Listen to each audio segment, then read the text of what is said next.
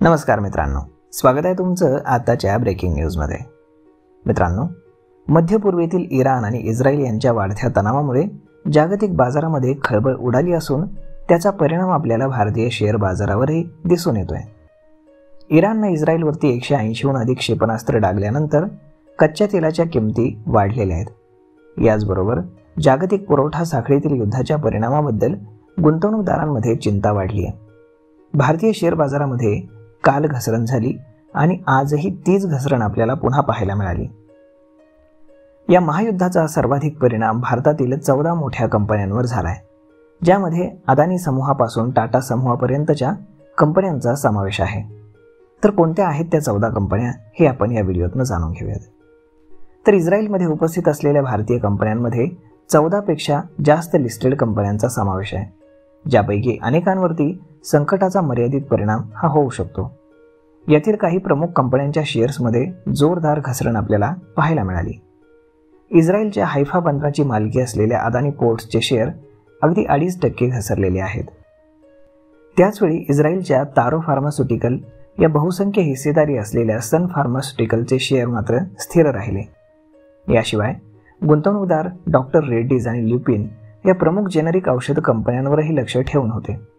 इतर कंपन्यांमध्ये खाण क्षेत्रातील NMDC आणि ज्वेलरी फर्म कल्याण ज्वेलर्स आणि टायटन यांचाही इस्रायलशी संबंध आहे। टाटा समूहाच्या कंपन्यांचाही समावेश यामध्ये आहे। माहिती तंत्रज्ञान क्षेत्रातील गुंतवणूकदारांनी Tata Consultancy Services, Wipro, Tech Mahindra आणि इन्फोसिस यासारख्या कंपन्या इस्रायलमध्ये असल्याने त्यांच्या शेअर्सवर देखील लक्ष गुंतवणूकदारांनी केंद्रित केले आहे। याशिवाय स्टेट बँक ऑफ इंडिया आणि लार्सन अँड टुब्रो या कंपन्यांच्या शेअर्सवर देखील याचा परिणाम आपल्याला पाहायला मिळाला।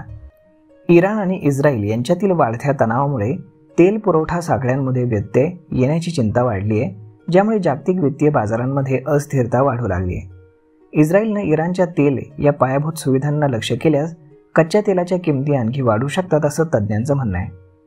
त्यामुळे या परिस्थितीवरती गुंतवणूकदारांनी बारीक लक्ष ठेवण्याची गरज असल्याचं विश्लेषकांचं म्हणणं आहे।